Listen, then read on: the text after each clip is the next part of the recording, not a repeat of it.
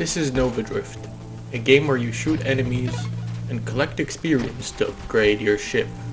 Now, it might just seem like another Vampire Survivors clone, but this one is different. You see, unlike Vampire Survivors, you don't get access to an expansive map. Instead, you're locked in one screen, and if your ship ever ventures off the side, you get teleported back to the opposite side of the screen.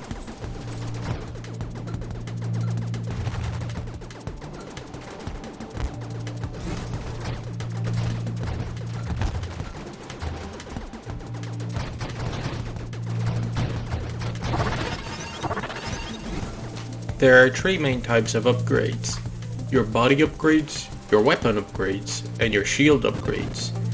Each build within the game starts with these three core upgrades, and after picking these three, you get access to an expansive list of other upgrades, so the opportunities for customization are endless. In my first run, I decided to focus on my weapons because I'm vanilla. I chose volley, which allowed me to shoot more bullets, because more bullets are always better. This proved to be rather effective against the level 20 boss, which I defeated easily. Each 20 levels, a boss arrives, which you have to defeat in order to progress. After this, I was able to make short work of all the enemies and progress to level 40. The level 40 boss has weak points on the inside which you have to shoot in order to kill it faster. By focusing these weak points, I was able to defeat it pretty easily.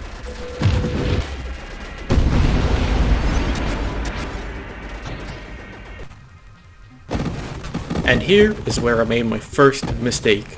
I chose burst fire. Now, I thought this would make me shoot more bullets even faster, but what it actually does is buffer your shots, so you can only shoot every few seconds. This would prove to be a good choice in the long term. However, for now, I was pretty angry at myself for making such a mistake. But on the other hand, I also didn't read the description of the upgrade, so it was my own fault. Thankfully, I was saved by my own incompetence and a bit of luck, as on the next level I got offered a super mod. These are special upgrades available only by combining two other upgrades. This one allowed me to shoot my gun as if it were a machine gun, effectively turning me into an invincible destroyer. The power of this weapon cannot be understated, as I was easily able to melt through the level 60 boss, one of the harder bosses in the game. After this, I encountered my first black hole. These are special events that occur every few waves. If I were to fall into this, I'd die regardless of my upgrades. Thankfully, I was able to avoid it, and it cleared out a few waves of enemies for me.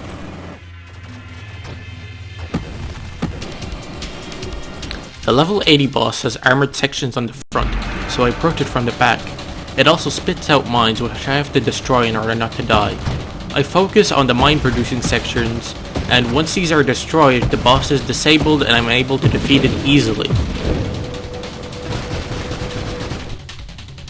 I considered picking siege weaponry, however upon further inspection this upgrade is actually really bad for me.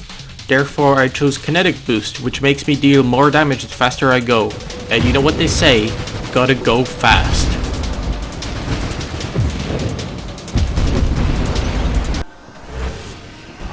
And then I died because I ran into an enemy which had a shield and I bumped into it too many times.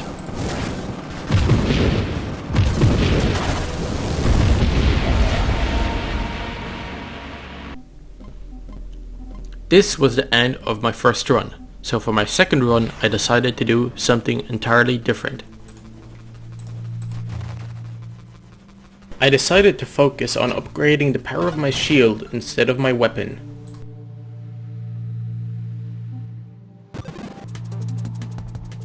For this, I chose the Siphon Shield, which drains the health of nearby enemies. I also chose the Sentinel Body, which upgrades the power of my shields. The run was going pretty well until I encountered the level 40 boss. This one was completely different than the one in my first run. I didn't know how to defeat it. I decided to focus on the glowing red areas. These were obviously weak points. However, I was unable to reach the ones in the back as the boss constantly shot out projectiles from its thrusters. Even after destroying the front ones, the boss's health was still way over half. I had to struggle hard to avoid the boss's attacks and eventually depleted its health. I was able to survive. However, I only prolonged my suffering enough to die to the very enemy that killed me during my first run.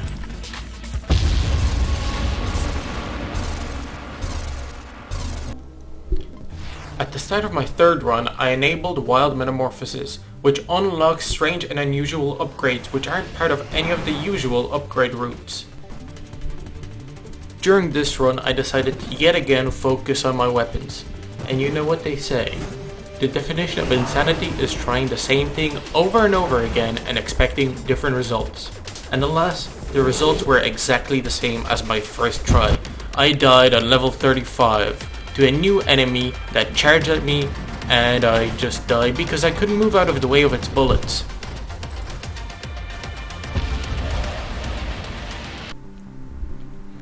Before starting my next run, I decided it would be better to do some research instead of blindly throwing myself in. I looked at the full list of super mods and noted down a few that could be good synergies. Hidden Power would upgrade all of my non-direct sources of damage. However, I would no longer be able to use my main weapons.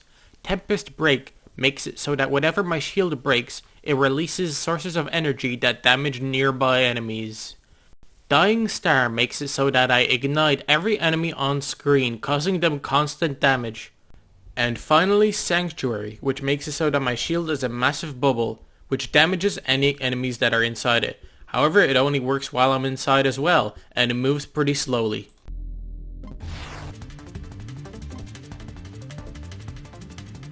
I started off the run by picking the Halo shield as well as the Sentinel body. After this, I chose upgrades that benefit my shield, like shield durability and barrier.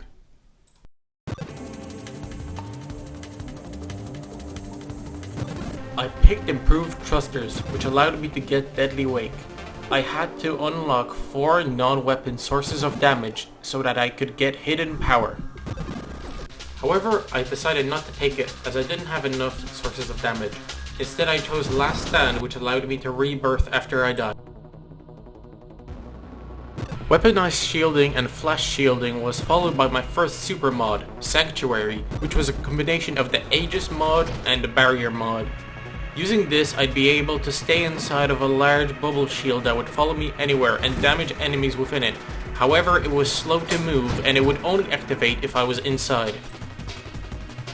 After this, I encountered an ultra rare wild mod, which gave me 5 levels at the cost of never being able to reroll again. I used these to upgrade the power of my shields as well as unlock the flame effect, which I would need for the Dying Star super mod. I also finally picked up Hidden Power and Tempest Break, which allowed me to easily destroy the level 60 and 80 boss, and I unlocked Dying Star right before level 100. The level 100 boss is able to teleport, but my abilities affect all enemies on screen, so I was able to defeat it pretty easily.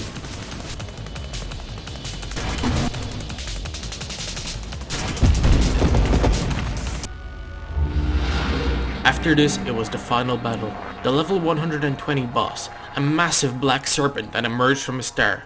It shot black projectiles at me, but I was able to dodge them.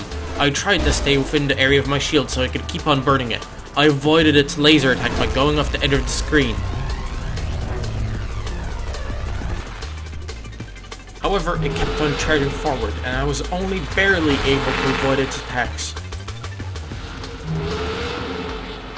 It spit forth a black hole that divided into multiple others. And then I was able to quickly eviscerate its entourage.